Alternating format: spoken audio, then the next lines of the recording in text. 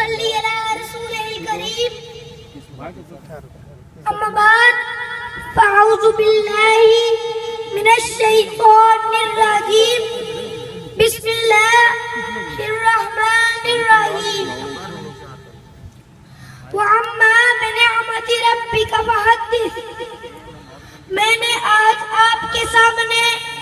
سورۃ الضحیٰ کی آیت پڑھنے کی سعادت حاصل کی ہے،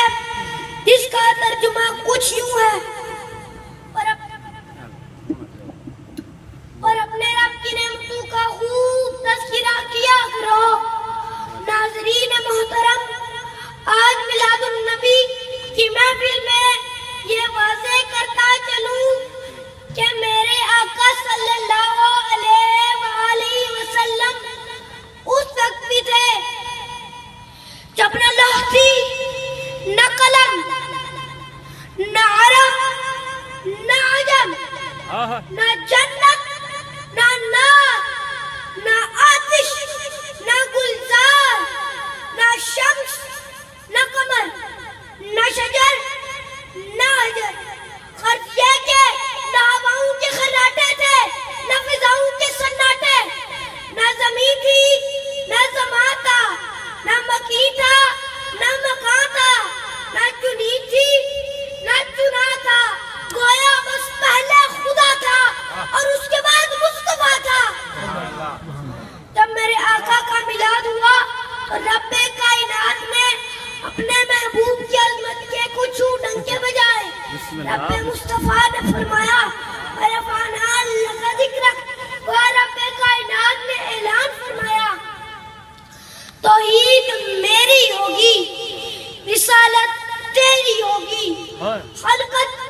میری ہوگی، حکومت تیری ہوگی، جبرائیل میرا ہوگا، غلام تیرا ہوگا، قرآن میرا ہوگا، بیان تیرا ہوگا، زلفیں تیری ہوں گی، وَاللَّيْلِ إِذَا سَجَا میں بولوں گا، بات تیری ہوگی، إِنَّهُ تَقُولُ عَظِيمٌ میں بولوں گا، معراج تیری ہوگی، وَالنَّجْمِ إِذَا هَوَىٰ میں بولوں گا، مقام تیرا ہوگا، فَكَانَ قَابَ قَوْسَيْنِ میں بولوں گا، پھینکنا تیرا ہوگا، وَمَا رَمَيْتَ إِذْ رَمَيْتَ میں بولوں گا،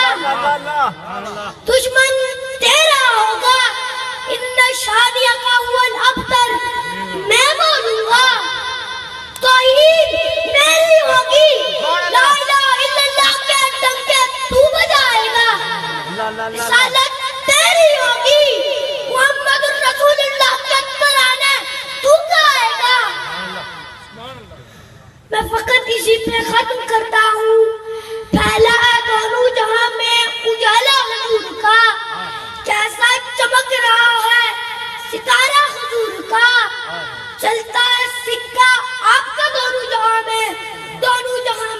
بول بالا حضور کا، وما علیہ الا البلاغ۔